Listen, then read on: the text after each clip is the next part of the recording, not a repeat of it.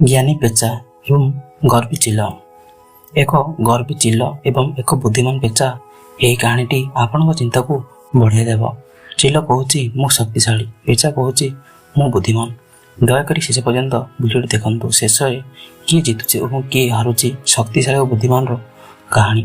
ଗୋଟିଏ ସମୟର କଥା, ଏକ ଘଞ୍ଚ ଜଙ୍ଗଲରେ ଗୋଟିଏ ବୁଦ୍ଧିମାନ ପେଚା ବାସ କରୁଥିଲା। ସେ ରାତିରେ ଉଜାଗର ରହୁଥିଲା, ସବୁକିଛି ଶାନ୍ତ ଭାବରେ ଅନୁସରଣ କରୁଥିଲା। ଜଙ୍ଗଲର ସମସ୍ତ ପଶୁପକ୍ଷୀ ତାଙ୍କୁ ସମ୍ମାନ କରୁଥିଲେ, କାରଣ ସେ ସବୁବେଳେ ସଠିକ୍ ବୁଦ୍ଧିମତୀ ପରାମର୍ଶ ଦେଉଥିଲେ। ସେ ଘଞ୍ଚ ଜଙ୍ଗଲରେ ଗୋଟିଏ ଗର୍ବିତ ଚିଲ ମଧ୍ୟ ରହୁଥିଲା।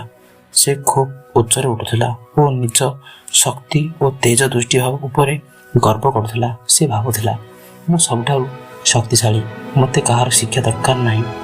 ଗୋଟିଏ ଦିନ ସେ ପେଚାକୁ ଦେଖି ହସି କହିଲା, ତୁମେ ରାତିରେ ଚାଲୁଥିବା ଛୋଟ ପକ୍ଷୀ, ତୁମେ କେମିତି ଜଙ୍ଗଲର ସବୁଠାରୁ ବୁଦ୍ଧିମାନ?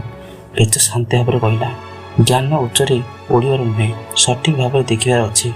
ଚିଲ ଏହା ଶୁଣି ଅଧିକ ହସିଲା। ସେ ପେଚାକୁ ଚ୍ୟାଲେଞ୍ଜ କଲା, ଚାଲ ଆମେ ପ୍ରମାଣ କରିବା କି ସତରେ ବୁଦ୍ଧିମାନ। ପେଚା ସହଜରେ ସମ୍ମତି କରି ରାଜି ହୋଇଗଲା। ପ୍ରଥମ ପରୀକ୍ଷାରେ ଚିଲ ଆକାଶରେ ଉଚ୍ଚରେ ଉଡ଼ି ସବୁକିଛି ଦେଖାଇଲା। ସେ ତୁରନ୍ତ ଖାଦ୍ୟ ଖୋଜିଲା ଓ ଗର୍ବରେ କହିଲା, ଦେଖ ମୋ ବୁଦ୍ଧି ଦୃଷ୍ଟି କେତେ ତେଜ। ତାପରେ ପେଚା ନିଜ ପାଳିରେ ଶାନ୍ତ ଭାବରେ ଦେଖିଲା। ସେ ଏକ ଲୁଚିଥିବା ବିପଦକୁ ଚିହ୍ନଟ କଲା। ଏକ ଶିକାରୀ ଜାଲ ବିଛାଇଥିଲା।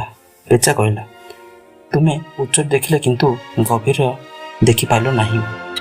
ଚିଲ ଏହି କଥା ଶୁଣି କୌଣସି ବି ଗୁରୁତ୍ୱ ଦେଲା ନାହିଁ।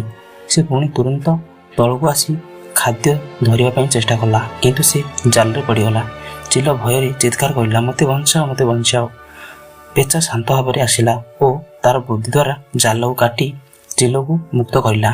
ଚିଲ ଶାନ୍ତ ଓ ନମ୍ର ହୋଇ କହିଲା, ମୁଁ ଭାବୁଥିଲି ଶକ୍ତି ହିଁ ସବୁଠାରୁ ଶକ୍ତିଶାଳୀ।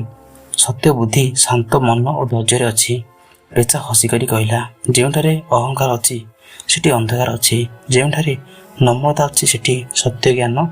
ସେହିଦିନ ଠାରୁ ଚିଲ ଗର୍ବ ଛାଡ଼ିଦେଲା ଓ ପେଚାଠାରୁ ଜ୍ଞାନ ଶିଖିବାକୁ ଲାଗିଲା। ଜଙ୍ଗଲରେ ସମସ୍ତେ ଶାନ୍ତିରେ ବସିବାକୁ ଲାଗିଲେ।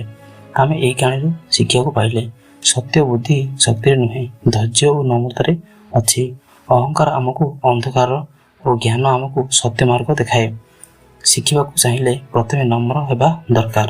ଯଦି ଭିଡ଼ିଓଟି ଭଲ ଲାଗିଥାଏ ତେବେ ଚ୍ୟାନେଲକୁ ଲାଇକ୍, ସେୟାର ଏବଂ ସବସ୍କ୍ରାଇବ୍ କରନ୍ତୁ। ନମସ୍କାର, ଧନ୍ୟବାଦ।